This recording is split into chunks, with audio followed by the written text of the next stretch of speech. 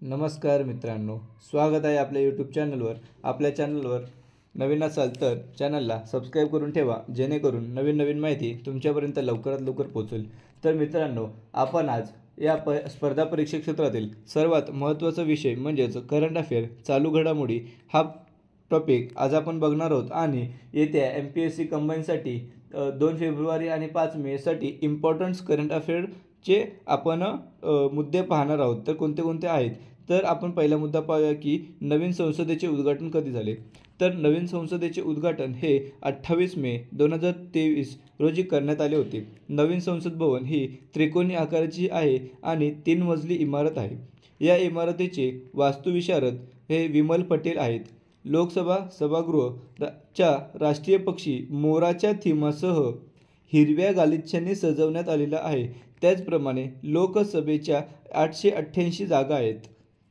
राज्यसभा सभागृह राष्ट्रीय फूल कमळाच्या थीमसह लाल गालिच्याने सजवण्यात आलेले आहे। त्याचप्रमाणे राज्यसभेमध्ये 384 जागा आहेत आणि या दोघांच्या संयुक्तपणे 1200+ जागा आहेत। त्याचप्रमाणे आता आपण नवीन संसदेचं बघितलं, परंतु जुन्या संसद भवनावर पण प्रश्न विचारू शकतात।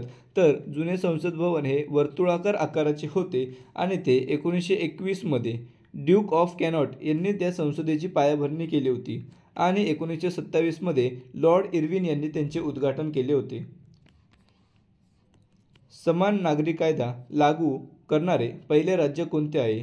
तर समान नागरी कायदा लागू करणारे उत्तराखंड हे पहिले राज्य आहे।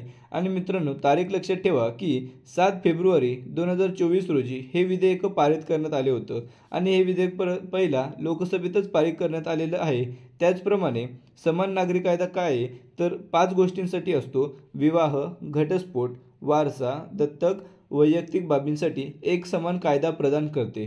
त्याचप्रमाणे काय समान नागरी कायदा लागू करणारे हे स्वातंत्र्यानंतरचे पहिले राज्य आहे। परंतु आपल्या राज्यात भारतामध्ये पहिल्यापासूनच गोवा या राज्यात स्वातंत्र्यापूर्वीपासूनच समान नागरी कायदा लागू आहे। आता आपण पुढील पाहूया की राज्यसभा उपसभापतींच्या पॅनलमध्ये पहिल्यांदाच 4 महिला खासदारांची नियुक्ती करण्यात आलेली आहे। तर त्यांची नावं विचारू शकतात, तर ते कोण आहेत? तर त्याच्यामध्ये आहेत PT उषा, फौजिया खान, सुलता देव आणि फॉन्गनॉक कोन्याक। मित्रांनो, हे नावं लक्षात ठेवा। त्याचप्रमाणे राज्यसभेमध्ये या फॉन्गनॉक कोन्याक आहेत ना, यांनी राज्यसभेमध्ये सभापतीपद भूषवणाऱ्या नागालँडच्या त्या पहिल्या महिला आहेत। त्याच्यामुळे मित्रांनो, नक्कीच MPSC कंबाईनमध्ये ज्या पहिल्या महिला असतात आणि ज्या पहिल्या घडामोडी असतात त्यांच्यावर नक्कीच प्रश्न विचारलेले असतात। त्याच्यामुळे तुम्ही ही माहिती बरोबर नीट ऐका, व्हिडिओ न स्किप। त्यामुळे मित्रांनो, तुम्ही व्हिडिओ स्किप न करता व्हिडिओ शेवटपर्यंत पाहत राहा। तर मित्रांनो, पुढे पाहूया की आता भारतीय कायद्यांमध्ये बदल करण्यात आलेला आहे। तर त्याचे जुने नाव आणि नवीन नाव याच्यावर आपल्याला प्रश्न विचारू शकतात। त्याच्यामुळेच भारतीय दंडसंहिता 1860 याचे नवीन नाव भारतीय न्यायसंहिता असे करण्यात आलेले आहे। फौजदारी प्रक्रिया संहिता 1993 याचे नवीन नाव भारतीय नागरी सुरक्षा संहिता असे करण्यात आलेले आहे। त्याचप्रमाणे भारतीय पुरावा विधेयक 1872 याचं नवीन नाव हे भारतीय साक्ष्य विधेयक असे करण्यात आलेले आहे। वन नेशन वन इलेक्शन ही समितीचे अध्यक्ष कोण आहेत? तर वन नेशन वन इलेक्शन या समितीचे अध्यक्ष माजी राष्ट्रपती रामनाथ कोविंद हे होते आणि ही 8 सदस्यीय समिती होती। वन नेशन वन इलेक्शन या समितीला कोणत्या कोणत्या राज्यांनी विरोध केला आहे आणि कोणत्या कोणत्या राज्यांनी मान्यता दिली आहे ते तुम्ही कमेंट बॉक्समध्ये टाईप करून सांगा। आता आपण पुढे पाहूया की नारी शक्ती विधेयक। मित्रांनो, आपण पहिलंच मुद्दा बघितलेला होता की नवीन संसदेची पायाभरणी झाली आणि नवीन संसदेमध्ये पहिलं जे विधेयक मांडण्यात आलं होतं ते नारी शक्ती वंदन विधेयक होतं। तर ते 128व्या क्रमांकाचं विधेयक आणि 106वी घटना दुरुस्ती 2023 या अधिनियमानुसार पारित करण्यात आलेलं आहे। आणि नक्कीच नारी शक्ती विधेयक याच्यावर सुद्धा एक प्रश्न विचारण्यात येईल आणि ते पहिलं लोकसभेत पारित करण्यात आलं, त्यानंतर राज्यसभेत, त्यानंतर ते राष्ट्रपतीच्या संमतीसाठी पाठवण्यात आलेलं आहे। आणि हे नारी शक्ती वंदन विधेयक आहे ते फक्त लोकसभा आणि राज्याच्या विधानसभा आणि दिल्ली विधानसभा यांना 1/3 जागा महिलांसाठी आरक्षण यांनाच ते आरक्षण लागू आहे। राज्यसभा आणि विधान परिषद महिलांना आरक्षणाची या तरतूद नाही आहे। जात आधारित जनगणना करणारे पहिले राज्य कोणते आहे? तर बिहार हे जात आधारित जनगणना करणारे पहिले राज्य आहे आणि दुसरे राज्य हे आत्ताच नुकतेच आंध्र प्रदेश यालाही मान्यता मिळालेली आहे. आता ब्रिक्समध्ये कोणत्या कोणत्या 6 देशांचा समावेश करण्यात आलेला आहे? तर ब्रिक्समध्ये आधीचे 6 आणि आता नवीन 6 ॲड झाले होते, म्हणजे टोटल 12 झाली होती. परंतु अर्जेंटिनाने माघार घेतल्यामुळे आता परत ती सदस्य संख्या 11वर गेलेली आहे. तर आपण पाहूयात की कोणत्या 6 देशांनी समावेश झालेला होता. तर त्याच्यामध्ये Egypt, Iran, Ethiopia, Saudi Arabia, संयुक्त अरब अमिरात आणि अर्जेंटिना. परंतु अर्जेंटिनाने माघार घेतलेली आहे, त्याच्यामुळे हे पहिले 5च देशांनी समावेश झालेला आहे. आता आपण पाहूया की पाकिस्तानमध्ये भारतातील उच्चायुक्तपदी कोणाची नियुक्ती झालेली आहे? तर गीतिका श्रीवास्तव या पहिल्या महिला आहेत ज्यांची भारतीय उच्चायुक्त आहेत, ज्यांची पाकिस्तानमध्ये नियुक्ती झाली होती. आणि मित्रांनो, BMCच्या ज्या एक्झाम झाल्या होत्या त्याच्यामध्ये हा प्रश्न येऊनही गेला आहे, परंतु परत MPSCमध्येही येण्याचे चान्सेस आहेत. त्याच्यामुळे तुम्ही नीट व्हिडिओ लक्ष देऊन ऐका. आता आपण पाहूया की इस्रायल पॅलेस्टाईन संघर्ष. इस्रायल पॅलेस्टाईन संघर्ष हा 7 ऑक्टोबर 2023. मित्रांनो, ही तारीख लक्षात ठेवा, कारण की मागील वर्षी रशिया आणि युक्रेनचं जे युद्ध झालं होतं तर त्याच्यात सरळ तारीखवर प्रश्न विचारलेला आलं होतं की कोणत्या दिवशी हा युद्ध सुरू झालेला आहे. त्याच्यामुळे इस्रायल पॅलेस्टाईन संघर्ष 7 ऑक्टोबर 2023 रोजी इस्रायलमध्ये किप्पूर हा सण साजरा करत असताना इस्रायली नागरिकांवर हमास या संघटनेने हल्ला करण्यात आला आणि हमास संघटनेने या ऑपरेशनला ऑपरेशन अल अक्सा फ्लड असे नाव दिले होते. तर इस्रायलने त्याला विरोध म्हणून ऑपरेशन आयर्न स्वॉर्ड्स राबवत त्यांनीही गाझापट्टीवर हल्ला केला होता.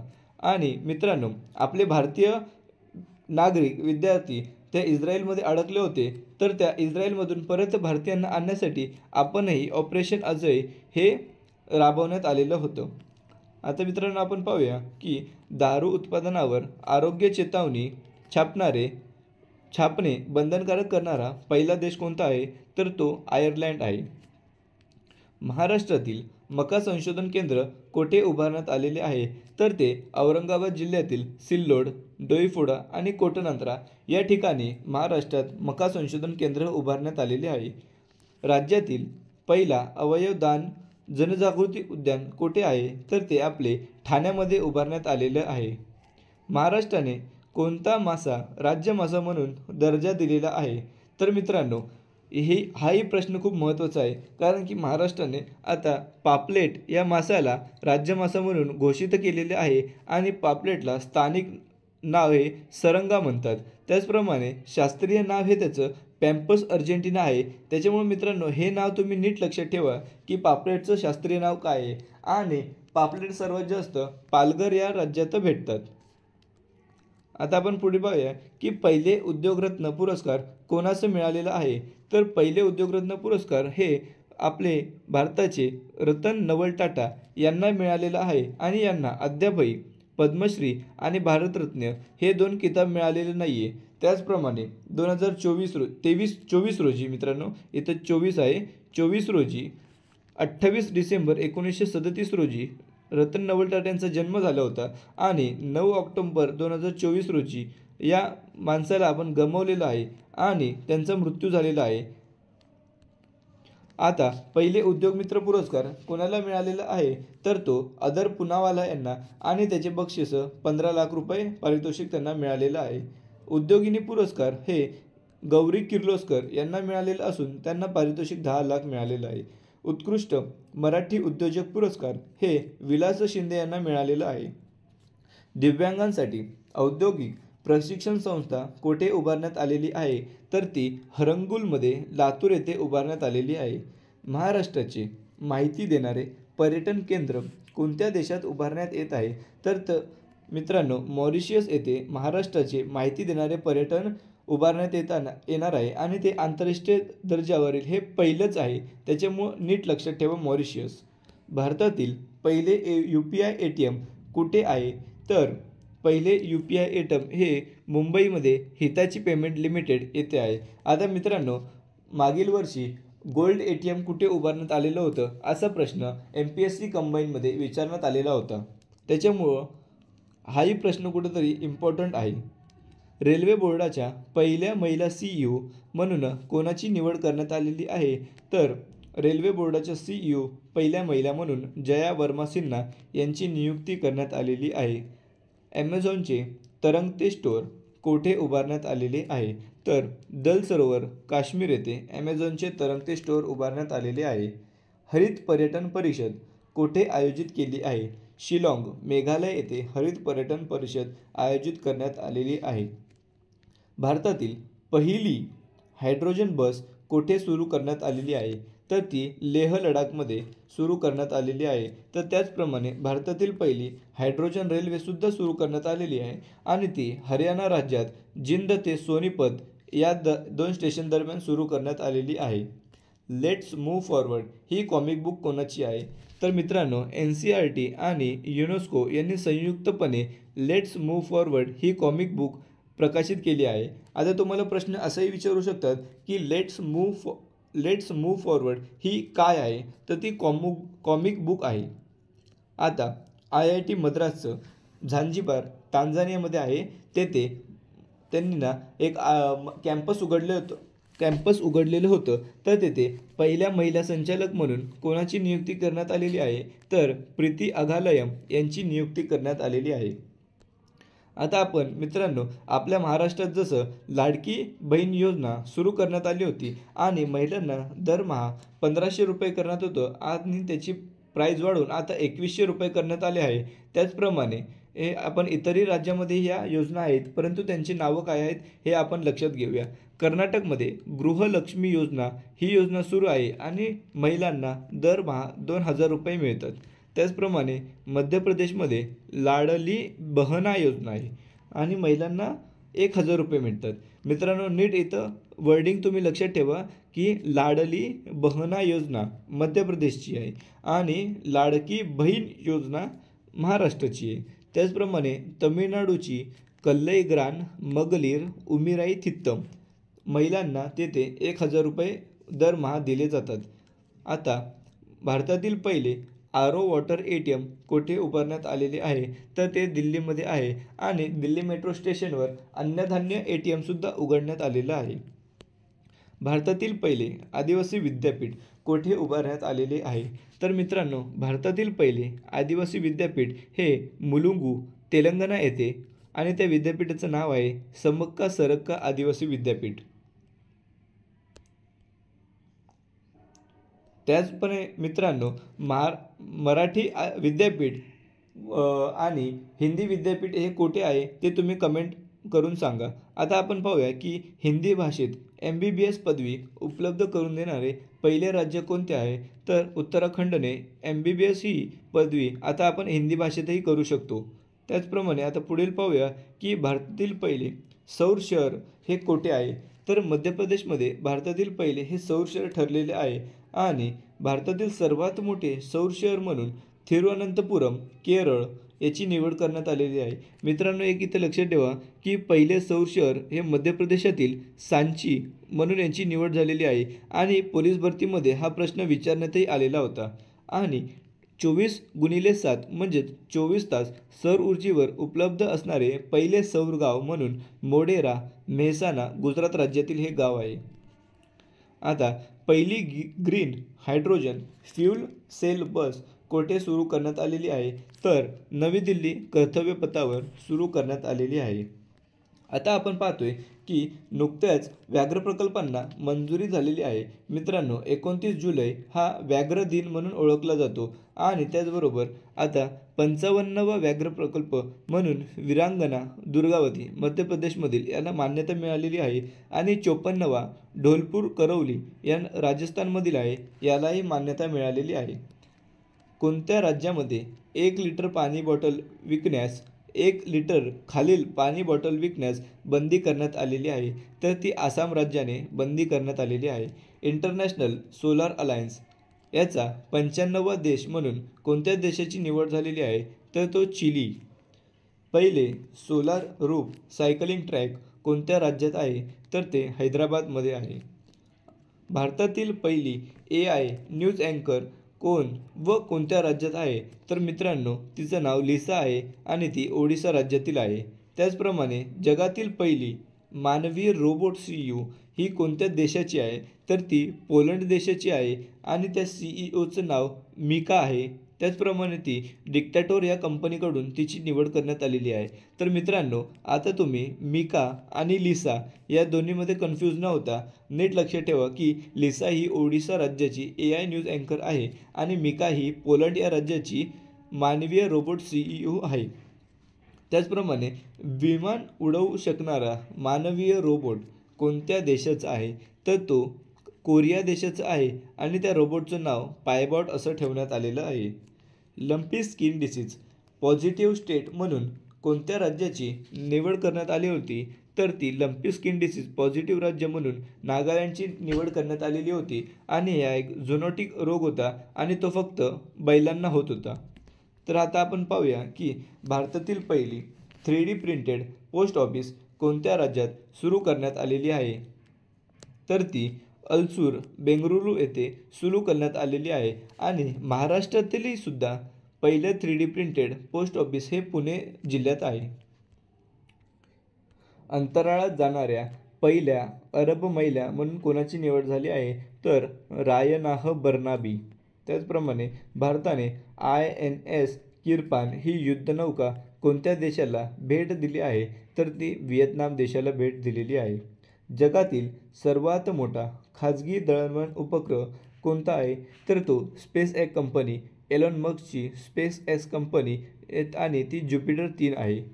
आता भारताच्या संरक्षण क्षेत्रात 100% FDI फॉरेन डायरेक्ट इन्व्हेस्टमेंट करणारी पहिली कंपनी कोणती ठरलेली आहे, तर ती साब या कंपनी आहे आणि ती स्वीडन या देशाची आहे. तिने भारताच्या संरक्षण क्षेत्रात 100% FDI केलेली आहे. आता पाहतोय की भारताची पहिली लांब पल्ल्याची रिव्हॉल्वर अनावरण करण्यात आलेलं आहे, तर तिचं नाव काय आहे, तर ती DRDOने विकसित केलेली प्रबल. त्याची मीटर रेंज आहे ती 25 मीटर रेंज आहे. जम्मू काश्मीरमधील उधमपूर रेल्वे स्टेशनचे नवीन नामकरण करण्यात आलेलं आहे, तर त्याचं नाव काय आहे, तर ते शहीद कॅप्टन तुषार महाजन असे करण्यात आलेले आहे. आणि आपल्या मुंबईतील सुद्धा काही रेल्वे स्टेशनचं नामकरण करण्यात आलेलं आहे, ते आपण पुढच्या व्हिडिओमध्ये पाहणार आहोत. 2023चा आंतरराष्ट्रीय बुकर पारितोषिक कोणत्या कादंबरीस मिळालेलं आहे, तर मित्रांनो ते टाईम शेल्टर या कादंबरीस मिळालेलं आहे. तर मित्रांनो प्रश्न असाही विचारलं शकतं की टाईम शेल्टर ही आंतरराष्ट्रीय बुकर पारितोषिकासाठी नामांकित झालेली आहे, तर ती कोणत्या प्रकारात येते, कादंबरी येते, कॉमिक बुक येते, तर त्याचं उत्तर असेल कादंबरी. आणि ते टाईम शेल्टर या कादंबरीचं लेखक कोण आहे, तर ते जॉर्जी गोस्पोडियन आहे आणि त्याचे इंग्रजी अनुवादन हे एंजेला रोडेल यांनी केलेलं आहे. आणि आंतरराष्ट्रीय बुकर पारितोषिक हा दोघांनाही संयुक्तरित्या दिला जातो. 2024चा रॅमन मॅग्सेसे पुरस्कार कोणास मिळालेला आहे, तर R. रविकन्नन हे मूळचे चेन्नईचे आहेत. त्यांना 2023चा रॅमन मॅग्सेसे पुरस्कार मिळालेला आहे आणि त्यांचे काम आसाममधील कचार कॅन्सर हॉस्पिटलचे ते संचालक आहेत आणि त्यांचं काम आसाममध्ये आहे आणि ते मूळचे चेन्नईचे आहेत. 2023चा सत्यजित रे जीवनगौरव पुरस्कार कोठे आयोजित करण्यात आला आहे आणि तो कोणास मिळाला, तर 2023चा सत्यजित रे जीवनगौरव पुरस्कार हा गोवा राज्यात आणि मायकेल डग्लस यांना मिळालेला आहे. 53वा दादासाहेब फाळके पुरस्कार कोणास मिळालेला आहे, तर 53वा दादासाहेब फाळके पुरस्कार हा वहिदा रहमान यांना मिळालेला आहे. तर आपण मित्रांनो मागील 4 दादासाहेब फाळके पुरस्कार ही पाहणार आहोत, कारण की मित्रांनो जोड्या लावण्यासाठी हे प्रश्न विचारू शकतात की 50वा, 53वा, 51वा कोणाला मिळालं. त्याच्यामुळेच 52वा दादासाहेब फाळके पुरस्कार हा आशा पारेख यांना मिळालेला आहे. 51वा दादासाहेब फाळके पुरस्कार रजनीकांत यांना, तर 50वा दादासाहेब फाळके पुरस्कार हा अमिताभ बच्चन यांना मिळालेला आहे. निलाऊ कुडीचा सिंहगल हे आत्मचरित्र कोणाचे आहे, तर आपले इस्रोचे अध्यक्ष S. सोमनाथन यांनी मल्याळम भाषेत निलाऊ कुडीचा सिंहगल हे त्यांचे आत्मचरित्र लिहिलेले आहे. तर मित्रांनो तुम्हाला 2 प्रकारे प्रश्न विचारू शकतात की हे आत्मचरित्र कोणाचं आहे आणि ते कोणत्या भाषेत लिहिलेलं आहे. भवानी देवी ह्या आशियातील तलवारबाजी चॅम्पियनशिप पदक मिळवलेल्या कोणत्या राज्याच्या आहेत? तर भवानी देवी आशियामध्ये तलवारबाजी चॅम्पियनशिप पदक मिळवले तर त्या मूळच्या चेन्नई जिल्ह्याच्या राज्याच्या आहेत. आंतरराष्ट्रीय क्रिकेट खेळणारी पहिली तृतीयपंथ हा मान कोणास मिळालेला आहे? तर ती डॅनियल मॅकहगे यांनी 2023मध्ये या तृतीयपंथ असूनही त्यांना आंतरराष्ट्रीय क्रिकेट खेळण्याचा मान मिळालेला आहे. तर आपण पाहूया की सचिन तेंडुलकर यांचा 22 फुटाचा कांस्य पुतळा हा मुंबईच्या वानखेडे स्टेडियममध्ये त्याचे अनावरण करण्यात आलेले आहे. तर तो कोणत्या तारखेला? तर ते 1 नोव्हेंबर 2023 रोजी त्यांचे अनावरण करण्यात आलेले आहे आणि त्याचे मूर्तिशिल्पकार हे अहमदनगरचे प्रमोद कांबळे आहेत. आणि सचिन तेंडुलकरची पोज कोणती आहे? तर ते लोफ्टेड ड्राईव्ह मारताना त्यांची ही फेवरेट पोज आहेत आणि त्याच्यातच त्यांचा पुतळा बनवण्यात आलेला आहे. तर मित्रांनो आपण पाहतोय की आता अँजेला मॅथ्यूज हे टाईमआउटचा बळी पडणारा पहिला खेळाडू आहे. तर मित्रांनो ते अँजेला मॅथ्यूज आहेत ते श्रीलंकेचे आहेत आणि बांगलादेश विरुद्ध खेळत असताना ते टाईमआउटचा बळी पडलेला आहेत. तर मित्रांनो टाईमआउट म्हणजे काय? तर एखादा खेळाडू आऊट झाल्यानंतर दुसरा खेळाडू 2 मिनिटाच्या आत स्टेडियमवर खेळण्यासाठी आला पाहिजे. जर तो 2 मिनिटापेक्षा जर त्यांनी जास्ती उशीर लावला तर तो टाईम आऊट अंतर्गत त्याला आऊट घोषित केले जाते. तर त्याचा पहिला बळी पडलेला आहे तो अँजेला मॅथ्यूज श्रीलंकेचा खेळाडू आहे. 66वा महाराष्ट्र केसरी हा मान कोणास मिळालेला आहे? तर तो सिकंदर शेख कोल्हापूर यांना मिळालेला आहे 66वा हिंद केसरी. आणि 65वा महाराष्ट्र केसरी शिवराज राक्षे हे पुण्याचे आहेत यांना हा मान मिळालेला आहे. आणि मित्रांनो शिवराज राक्षे यांनाच हरवून 66वा महाराष्ट्र केसरी सिकंदर शेख यांनी मिळवलेला आहे. गिर्यारोहणाचा कोर्स पूर्ण करणारी भारतातील पहिली NCC कॅडेट महिला कोण आहे? तर ती शालिनी सिंग आहे. भारतातील पहिली ऑनलाईन गेमिंग अकादमी कोणत्या राज्यात स्थापन करण्यात आलेली आहे? तर ती मध्य प्रदेश राज्यात भारतातील पहिली ऑनलाईन गेमिंग अकादमी स्थापन करण्यात आलेली आहे.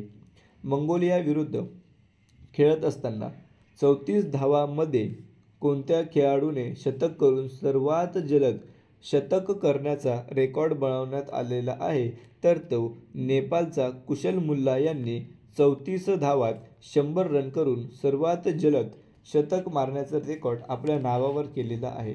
तर त्याचप्रमाणे T20मध्ये 11 चेंडूमध्ये अर्धशतक करून सर्वात जलद अर्धशतक करण्याचा मान हा आपल्या आशुतोष शर्मा यांनी मिळवलेला आहे. आणि आधी हा रेकॉर्ड आपले युवराज सिंग यांच्या नावावर होता. त्यांनी 12 बॉलमध्ये 50 मारली होती. आता